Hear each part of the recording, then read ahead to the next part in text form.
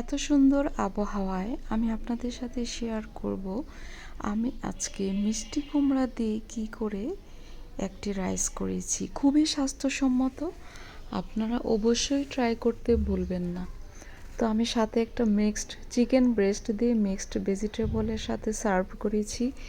খেতে যে কী দারুণ হয়েছে, আপনারা যদি রান্না করে খান তখন বুঝতে পারবেন যে কত মজা। আর মিষ্টি কুমড়া দেখতে যত সুন্দর তত কিন্তু স্কিনের জন্য অনেক ভালো। তাতে করে মিষ্টি কুমড়াতে আমরা ভিটামিন এ এবং সি পেয়ে থাকি চুলের জন্য এবং হজমের জন্য। কোষ্ঠকাঠিন্য সহজে হজম হয়ে যায়। খুবই উপকারী একটি সবজি হচ্ছে মিষ্টি কুমড়া। তারপর হচ্ছে দেখেন, আমি এখানে সমপরিমাণ পানি দিয়ে সুন্দর করে সিদ্ধ করে তারপর এটাকে ক্রাশ করে নিলাম। আর আমি এখানে আমার পছন্দের সব গরম মশলাগুলি দিয়ে দিলাম।